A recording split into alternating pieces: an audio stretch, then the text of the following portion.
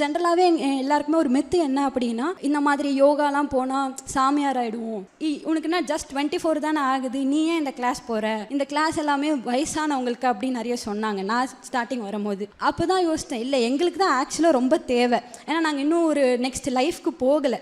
நாங்கள் next life போகிறதுக்கு முன்னாடியே நாங்கள் இதெல்லாமே கரெக்டாக பண்ணிக்கிட்டோம் அப்படின்னா நாங்கள் மேபி இன்னும் கரெக்டான சொசைட்டிக்கு நாங்கள் கரெக்டாக என்டர் ஆகும். ஸோ அது ஒரு கிளாஸே சொன்னாங்க, குடும்ப அமைதி அப்படின்னு சொன்னாங்க. இப்போ வேர்ல்டு ஹெல்த் ஆர்கனைசேஷன் பார்த்தீங்கன்னா ஹெல்த்துக்கு சூப்பரான ஒரு டெஃபினேஷன் சொல்லியிருப்பாங்க. Physically, mentally, socially, emotionally and spiritually ஹெல்த்தாக இருக்கணும். இப்போ ஹெல்த்னா எல்லாருமே என்ன யோசிக்கிறாங்கன்னா, எனக்கு பாடி நல்லா இருக்கு, ஸோ அப்போ நான் ஹெல்த்தியாக இருக்கேன். கிடையாது. நம்ம இந்த 5 விதமாகவும் ஹெல்த்தாக இருந்தால் மட்டும்தான் நம்ம ஹெல்த்தி அப்படின்றத நான் இதை கோர்ஸ் படிக்கும் போது புரிஞ்சுக்கிட்டேன். இங்கே இன்னும் கிளியராக புரிஞ்சுக்கிட்டேன்.